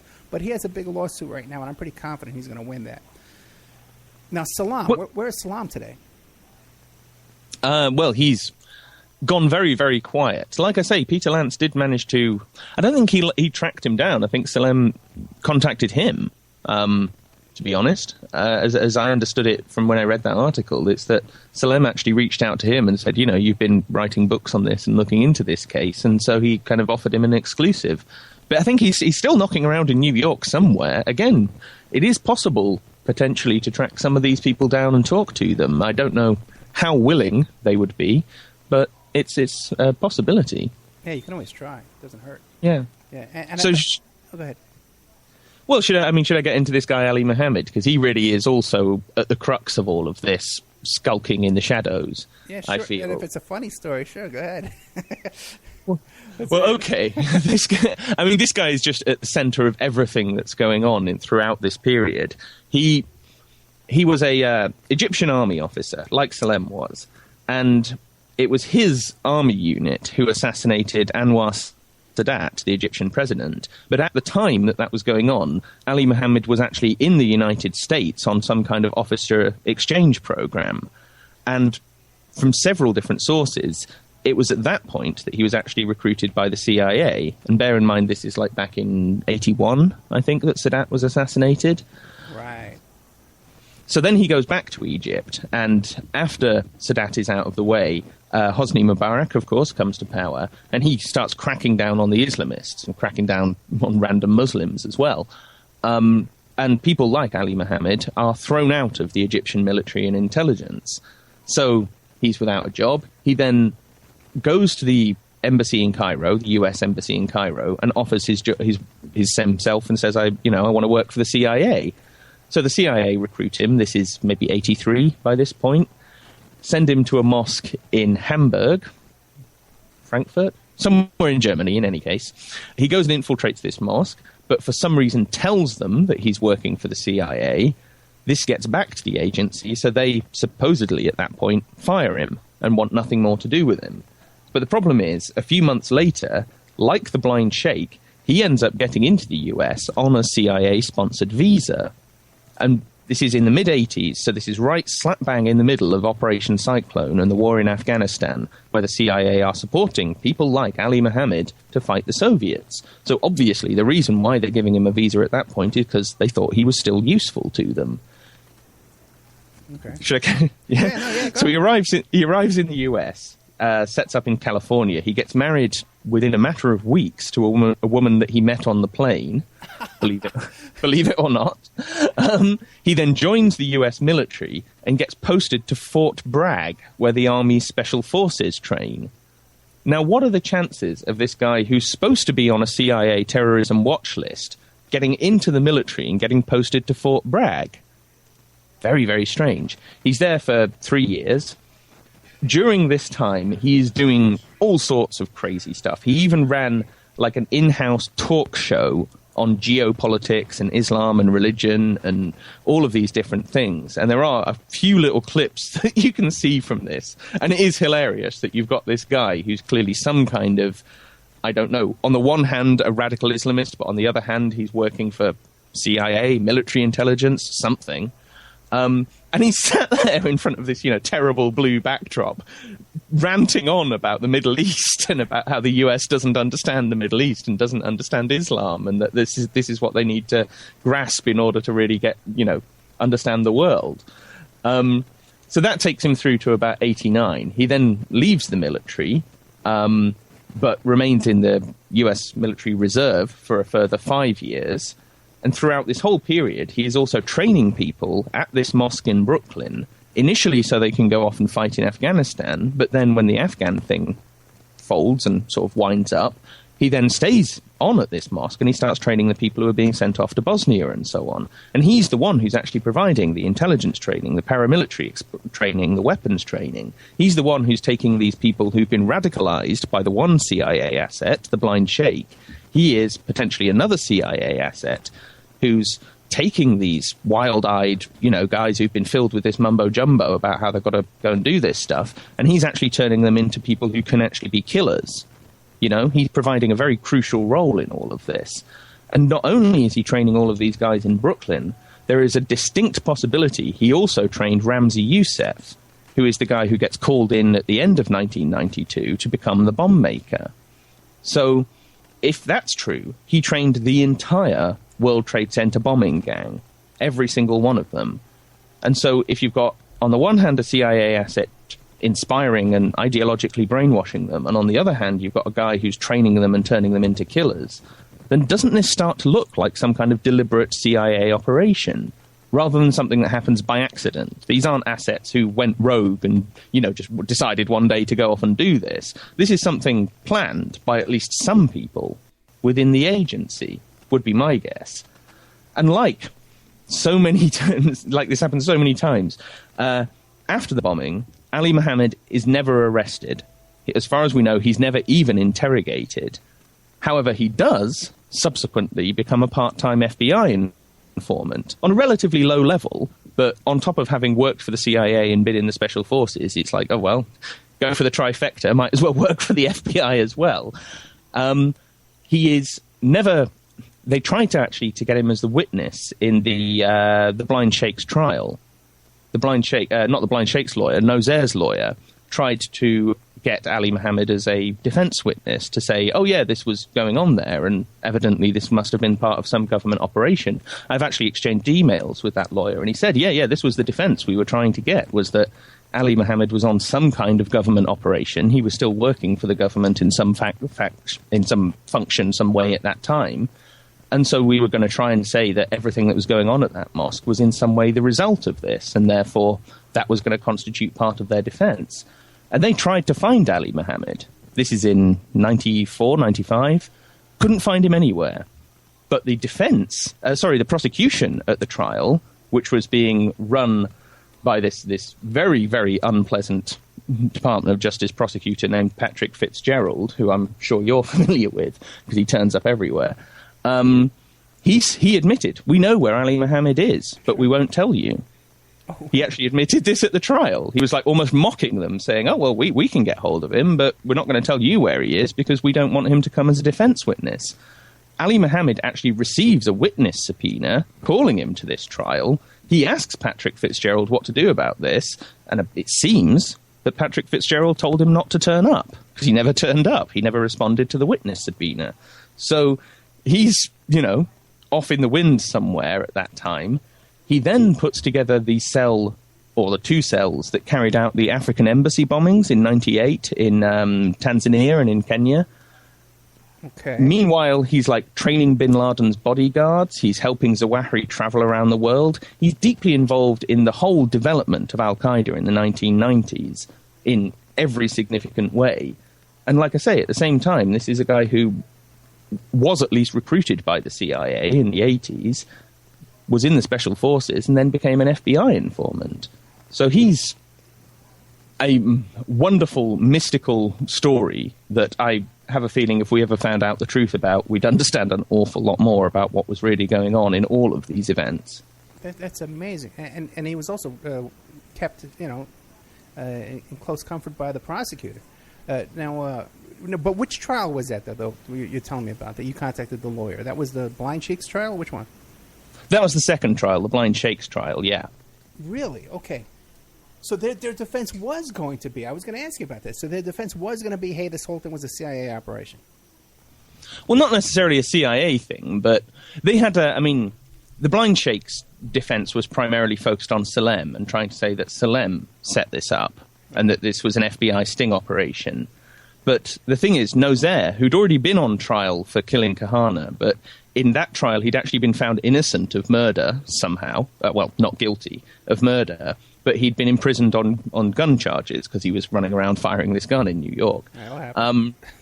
So when they get around to finally busting up the blind sheikh and all of the gang around him and putting him on trial, they put Nozair on trial again for the Khan assassination, saying that this was part of some seditious conspiracy, that this was part of some larger conspiracy. So they're not charging him with murder as such, they're charging him with conspiracy to whatever. So they try and put him on trial again. And it was his defense lawyer, a guy named Roger Stavis, who was trying to get hold of Ali Mohammed in order to say, oh, well, yeah, but Nozair was trained by Ali Mohammed. So anything that he was doing was the result of this government operative running around causing havoc in New York. So therefore, at least to some extent, how can you argue this was a conspiracy? If he was doing all of this as the result of some kind of government operation, then how can it be fair to call him a partner in a criminal conspiracy? So it was in that trial, and it was particularly with Nozair's defense, they were trying to argue this is the result of some higher government operation rather than just an FBI sting operation. You know something? Now, did you look up the newspapers in New York at the time to see if they were reporting on any of this? Because I don't remember any of that coming out in the press. Oh, there is a few bits and pieces. Yeah. I'm trying to remember. Yeah, the Village Voice. You know Village Voice? I mean, it's become a bit of a joke these days, perhaps. But back in those days, it did actually do some very good reporting. And forgive me, I cannot remember the journalist's name. But if you look back, I think one of the articles he wrote was called "The CIA and the Blind Sheikh," and yeah, he was publishing some of these articles in Village Voice at the time, saying there is more to this. There is a CIA-shaped shadow skulking in the background of all of these events that people aren't examining. Aside from that, no, there really isn't much. There's some on Salem and on the FBI, but the CIA angle has been almost entirely overlooked in the coverage of this, and that's all the more reason why I think it's really important, and possibly the much more important story than the FBI side of things. Yeah, the way you lay it out, it makes perfect sense, and also too, it fits into the second World Trade Center attack, and also to the support of the Taliban, because the Taliban around that time, their lobbyist in the United States was the daughter of the CIA director. Sure. Well, this is a pattern that we see in a bunch of stuff. Like, you're right. You could say much the same sort of thing about 9/11, is that the FBI are the ones, in as much as anyone gets blamed for 9/11 happening, it's the FBI. It's why didn't you catch up with these guys? Why didn't you find out what they were doing? Why didn't you stop them? Same thing with 1993. Same thing with 7/7, but with MI5 in place of the FBI, maybe. But yeah, you have the same issue in that with 9/11, I did a show on this, I don't know, a couple of months back maybe now, hard to remember, talking about Nawaf al-Hazmi and Khalid al-Mihdhar, the two so-called muscle hijackers on the plane that was flown into the Pentagon. And when they attended this Al-Qaeda summit in January of 2000 in Kuala Lumpur, it was monitored by the CIA and by local intelligence, and they found out that these two guys were headed to the United States. They even got copies of their passports and found that they had visas for the United States. The CIA, for some reason, that again has never been fully explained, didn't tell the FBI about this. A cable was actually drawn up that was going to be sent to the FBI to say, these two guys are headed to the States, so, you need to keep an eye on them and watch what they get up to. But it was never sent. Later, another cable was sent within the CIA itself, saying that this information had been passed to the FBI, and thus discouraging anyone else from telling them. And this information was not actually shared with the FBI until something like July 2001. It's like 18 months later, and only a couple of months before the 9/11 attacks happened. Now, one caveat, I am not saying Khalid al-Mihdhar and Nawaf al-Hazmi actually carried out the 9/11 hijacking and flew that plane into the Pentagon. I'm not convinced of that. But it's a similar sort of story whereby the CIA are clearly up to things. The FBI is quite often kept in the dark, and kept in the dark deliberately so. And if you read the 9/11 Commission's report about this whole fiasco over these two and why the FBI weren't informed about them, they say the CIA deliberately withheld this information. They're quite clear about that. I mean, they relegate the whole thing to a footnote. You have to really dig through to find out what they're saying about this. But when you find that, they are actually saying quite explicitly they deliberately didn't tell the FBI. And so what I'm wondering, looking back at WTC 93, is, well, if you have these two very important CIA assets in this mosque, and you have this FBI informant who is mysteriously pulled out of the way 6 months before the bombing. Well, is that because the CIA leaned on someone? Or if not leaned on someone, just, made a phone call and said, back off, basically, I guess would be the message. And that's why Salem was pulled. And that's why Salem, if you like, that's why the FBI couldn't stop the World Trade Center bombing, is because they were never given a chance to. They were stopped from even having that opportunity.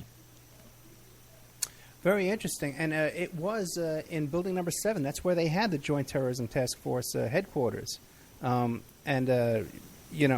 was told, because I actually know a lot of these guys. You were laughing before when I said it. But my former business partner, the best man at my wedding, was NYPD Harbor Aviation, who actually rescued the people off the top of the building in '93. They went there with the helicopter. They lowered themselves down. They attached themselves to the people, and they pulled them off one by one. Mm-hmm. And he had described to me around that time about the Building 7 headquarters for counterterrorism. And he says, you know what? He says, you go there, Ed, and they got all these flat screen TVs and all these plasma TVs and all this stuff like that and all these computers. He goes, but it's all for show. It's all for press conferences because nothing really goes on there. And wouldn't surprise me. Yeah. Yeah. Because this is another question I have, is that, I mean, this Joint Terrorism Task Force that we're talking about back with the 93 bombing, that was, I think, the prototype. That was the first one of its type in the US. And they set it up in New York because, I guess, New York was the obvious place. I mean, now you have them everywhere. You have, even in tiny little, relatively irrelevant cities, we'll have some kind of interagency task force on terrorism. But back then, you've got to wonder, why did they even set it up? Why did they even have this thing? It's not like terrorism was that important in the United States in 1992. It wasn't really until 9/11 that it became such a big political thing. But even, you see what I'm driving at here, that they have this institution that, like you say, has all of these flashy gizmos and all of this, great-looking stuff. But they didn't stop 93. It seems that they didn't do an awful lot in terms of stopping 9/11. So, well, what are they really there for? Like you say, is this all just PR and for show and to say, but also to try and sell that narrative to people, to try and sell that idea of terrorism is this big threat that's out there and that could strike at any moment in any place. And that whole thing really isn't true. But if you have all these institutions and all these guys stood around saying, oh, yeah, we process all this information and we get it all up on the big screens and have a good look at it, then it sounds like, oh, this has got to be serious. Look at what the government's doing to respond to all of this. Look at all their big television screens. Right. It must be real, right? Because back in those days, it cost $5,000 a piece. This is, flat screen TVs back in, it was big. The only people that had them was P. Diddy. No, sure. It's not like these days where you can get them for $100 from China. Yeah. Right. Hey, have you ever looked into the work of Daniel Hopsecker? Somewhat, yes. I think he's certainly onto some very, very interesting areas. He broke that whole story about the Boston bombers and their connection to Graham Fuller and therefore the CIA. So, yeah, he's into some very, very important areas. I'm certainly not going to dispute Daniel Hopsecker's work. He's a very good investigative journalist, I think. Yeah, me too. And before that, he was, in 9/11, he did all that work on the flight schools. So much he's revealed. And he even found the stripper girlfriend, Muhammad Atta's stripper girlfriend. He interviewed her for a good half hour, an hour like that. There's like a video of her.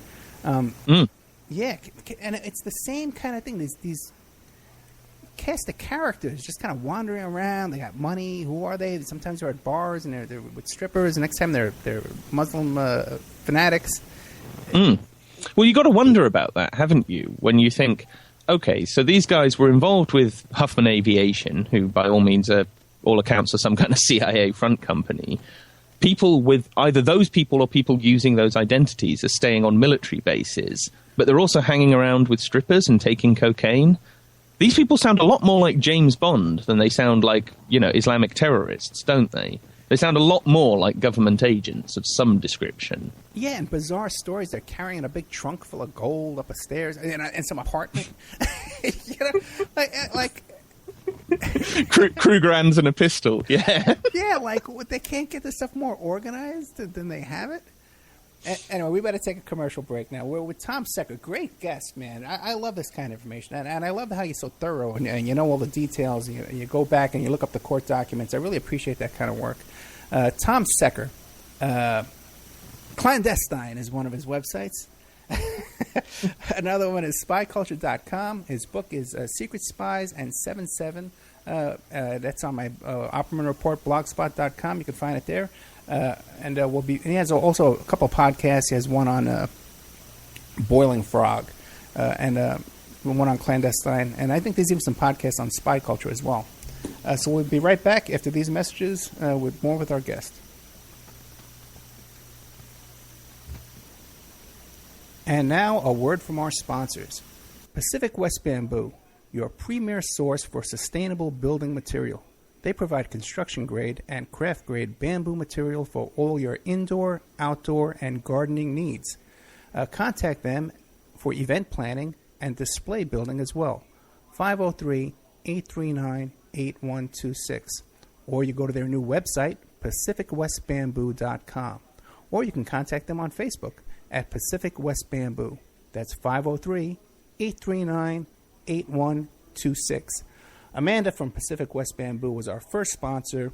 She's been so good to us, so please support her in return. I want to make everybody aware of our new members section at www.oppermanreport.com. You can go there and sign up for a monthly, quarterly, or yearly subscription. You can even purchase episodes one by one. You get full access to brand new original content, new guests, new uncensored interviews, my own investigations and reports, and we're going to be adding sections with documents, images, police reports, either provided by myself or by my guests, or for my own investigations, my own reports. So you can go to oppermanreport.com and you can sign up there tonight. You can start listening tonight. Strawman. I want to mention Strawman. Strawman is a band out of Toronto, Canada. They're good friends of the Opperman Report. They're a trio of guys who share the same mindset most of us here do, and they put that energy into their words and music. So check them out at strawmanmusic.com and drop them a line to let them know that you heard them here on the Opperman Report. We'll be doing an interview with Sean Duffy soon. You can get an autographed copy of my book, How to Succeed as a Private Investigator, by visiting my PI website, emailrevealer.com. We also offer a computer and cell phone forensics. We can recover deleted text messages to uncover infidelity. We offer asset searches, locates, email tracing, background reports, and we can even trace your spouse's email address back to internet dating websites to catch them cheating online. You can reach us at 800-572-9762, or you can email me at emailrevealer@aol.com. New World Mexican Women. Everyone loves the New World Mexican Women, and their line of fine, handcrafted, authentic Mexican jewelry of stone mosaic and abalone stone inlay. In their first book, titled New World Mexican Women, available on lulu.com, they teach you how to make this jewelry, and they have a collection of love letters to their men from their hometown that have immigrated to the United States to find work. They have also published a new book entitled Azuquina to the Rodeo. It's about a young girl that falls in love with a rodeo bull rider, and she runs away with him without telling her family. You can find the New World Mexican Women by Googling New World Mexican Women. And you can ask them about their deals on wholesaling their fine jewelry and all of the other projects that they have going on. If you'd like to have your business or website advertised here and promoted all over the world on dozens of stations every day, give us a call at 800-572-9762 or email oppermanreport@gmail.com. And now back to our show.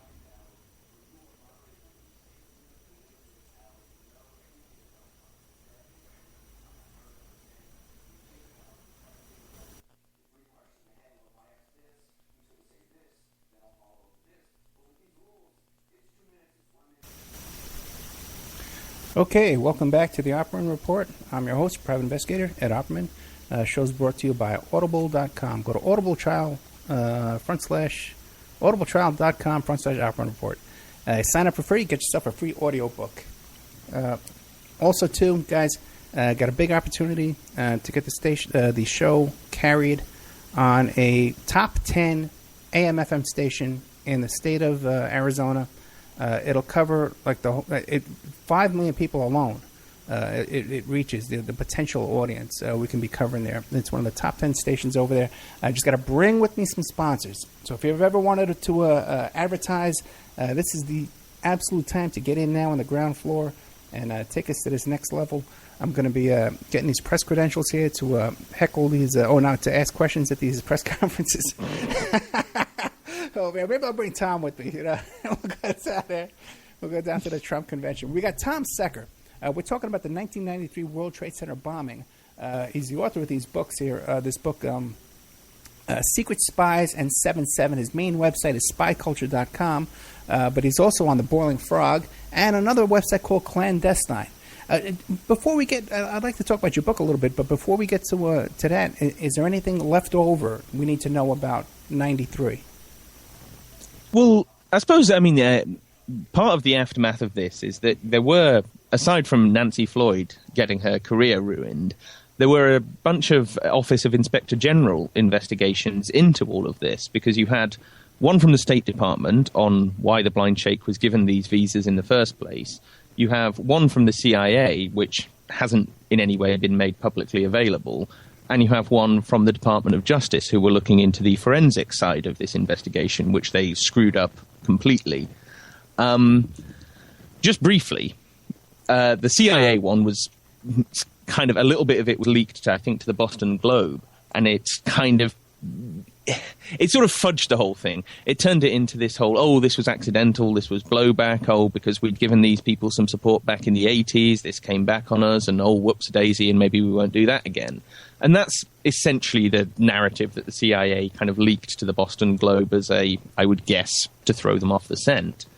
You have the one in the State Department, where they were looking into these visas being that were given to the blind sheikh.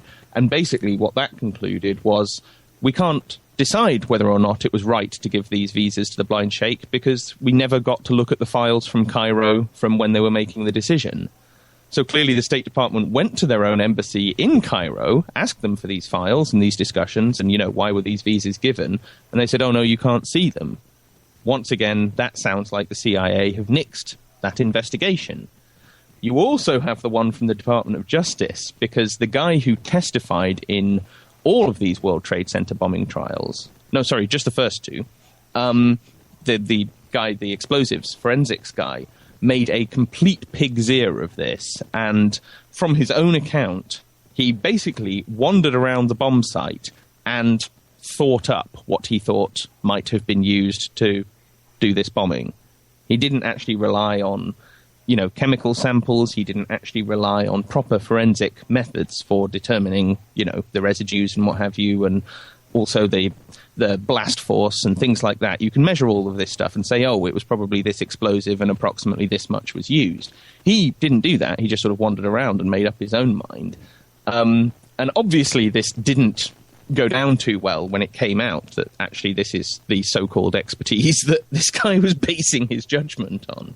And I'm sure you're familiar with Fred Whitehurst, who blew the whistle on all of this and said, and he actually testified in the Blind Sheikh's trial as a defense witness, saying that no, the process that they went through in order to make this determination that this is what was used in the bombing was completely fallacious. It was, it's nonsense. It's non-science. It's not forensic investigation at all. So, yeah, you got the Department of Justice Inspector General report into all of that, which that is now fully available. You can actually find that online, and it's a long, technical, but in places absolutely fascinating read. And to their credit, they do lay into their own man quite a lot and say, this guy just tailored his testimony to try and gain a conviction, and that, in fact, it wasn't based on proper, what we would call proper standards and proper forensic investigation whatsoever. Fred Whitehurst is actually supposed to come on the show. We've been playing phone tag, but I kind of gave up. I should revisit that and go back and see him again, because he also testified at the Oklahoma City bombing, correct? Yeah. I mean, when he blew the whistle on all of this, it was with regard to several different cases that had been investigated by that crime lab. And it does seem, certainly in the mid-90s, and we can only guess how bad it is now, but certainly at that period of time, that FBI crime lab was a joke. From everything that I've read in that report and everything that Fred Whitehurst has said, it was pretty bad what was going on in those investigations. Yeah, we got to revisit that and get him on here as well. Oh boy, so what do you think? Is there anything else we need to know about 93? There probably are some other things, but it's pretty late, and to be honest, I can't remember anything else that's all that pertinent right now. So, yeah, if you want to move on to something else, just with the time we've got left. Well, yeah, about the book. Tell us about your book, because it seems to cover a lot of topics. Well, I mean, that was the culmination of my investigation, and with help from some other people, my investigation into the 7/7 bombings, the London bombings of 2005. And it's a similar sort of story in that this whole thing is pinned on a bunch of Islamist fanatics. But in that case, I really, really don't think they were even there. I don't think they were even on those trains and that bus setting off bombs. So the question of whether someone tricked them or provoked them or manipulated them into doing it is kind of a non-starter, a non-sequitur. It doesn't really go anywhere because basically, I mean, I got involved with the 7/7 thing shortly after it happened. I remember when these bombings were going off, I was sat there listening to all of this kind of unfold on the radio, and I wondered even then, is this going to be like another 9/11 situation or a similar sort of event that, you know, they're just feeding us a line on this, and that the reality is there's not going to be a proper investigation and there's not going to be a sincere looking at what really happened here.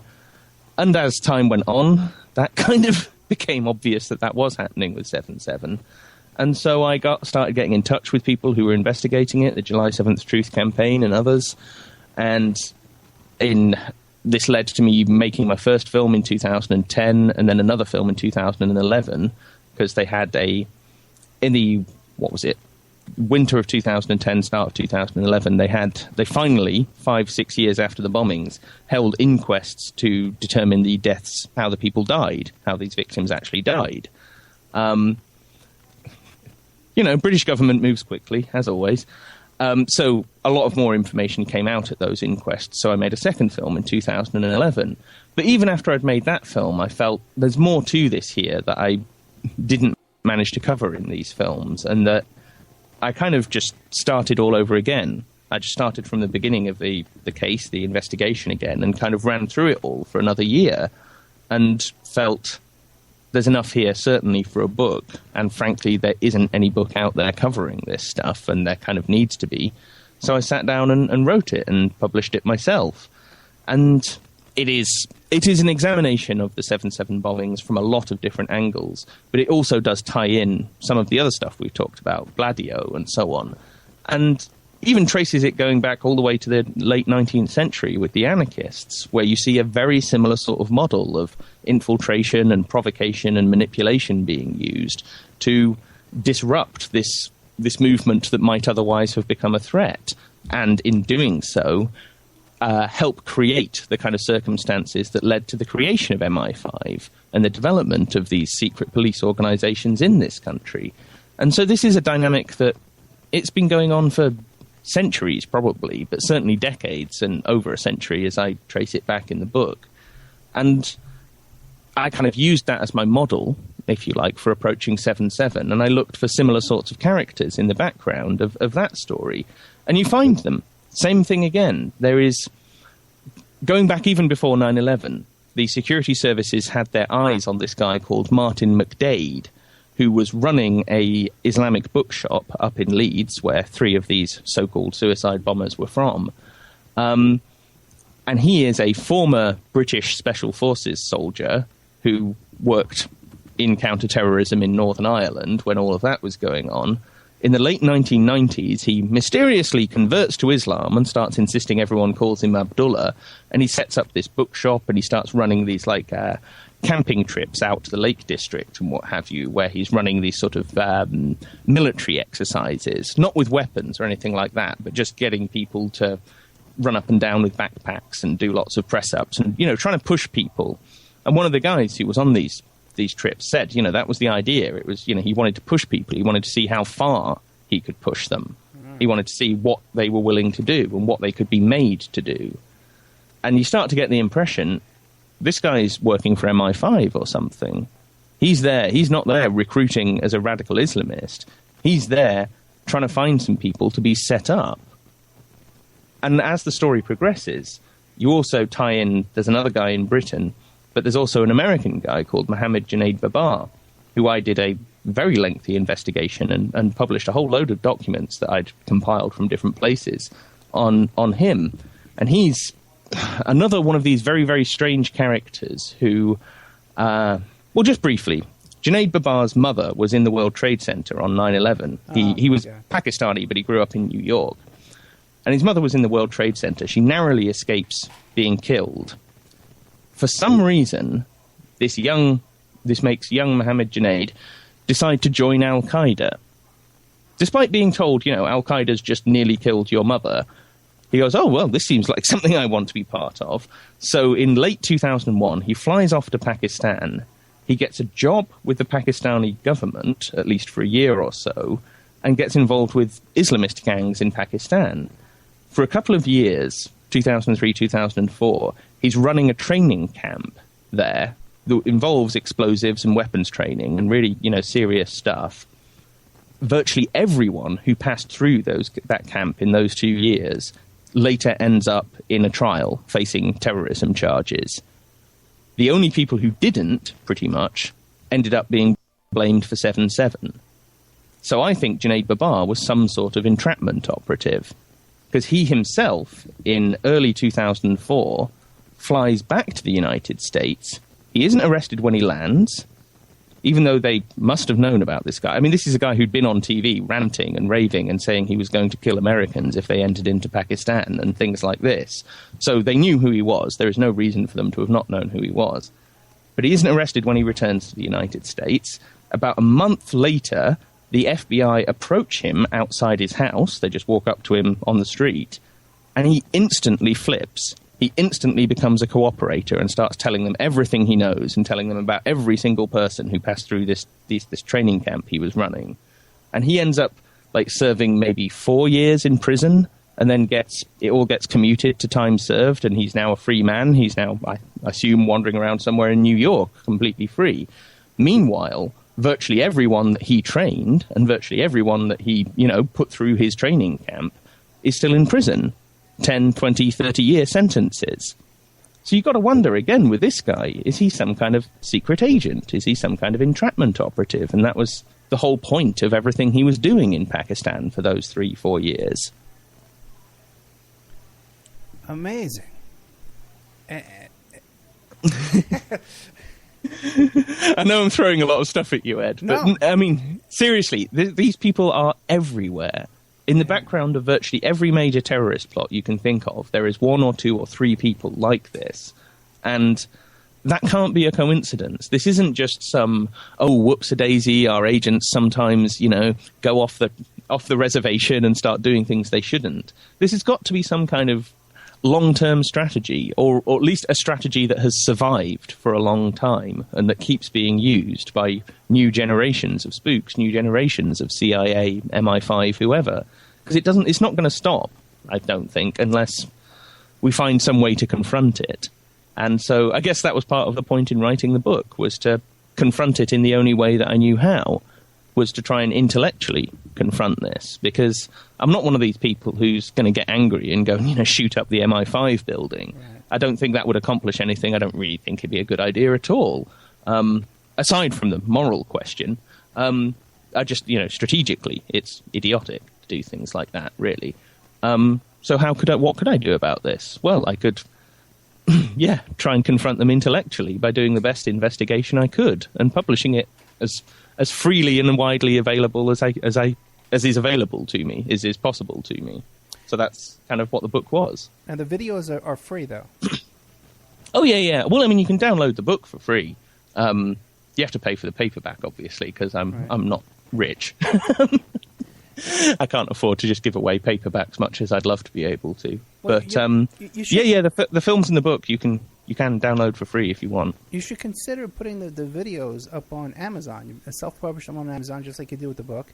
And because when people are searching on Amazon for your book, then they see these videos as well. It reaches more people. You don't have to. You could just sell it for $1 or $2. And even let Amazon get most of the money because they take a huge chunk. Yes, they do that. Yeah. Oh well, certainly not a bad idea. I'll consider it. Sure, because I'm always looking for guests on there, and a lot of these free videos they're not on there. Now, what do you make? Because now it seems to be almost like a virus. That every single thing that happens is a false flag, and everything. Now people think everything's fake. What do you? What's your instinct on that? Well, I have pretty strong opinions and pretty strong feelings about that one. Yeah. I don't buy it. I'm not by any means saying that false flag terrorism doesn't happen. It absolutely does, and these cases we've been talking about tonight are prime candidates for it. Yeah. But this notion that even one person, one kind of mass shooter event, and you have to wonder, I mean, I'm not trying to be disrespectful here, but America is a relatively violent country where you have a relatively large amount of gun crime. And the particular ones that get on the news and don't get on the news, there seems to be some kind of strange dynamic at play with that as to what gets focused on and what doesn't. And I think partly because people have this sense of that media manipulation, they start to think, oh, well, are all of these events orchestrated? And I don't think they're all orchestrated. I think the thing that's orchestrated is the media coverage. It's not the events necessarily themselves. Some of them may be, or even I would say quite probably, but a lot of the time this is actually something that really happened. It's just that the media is either covering it or not covering it, or putting this spin or that spin on it for other reasons.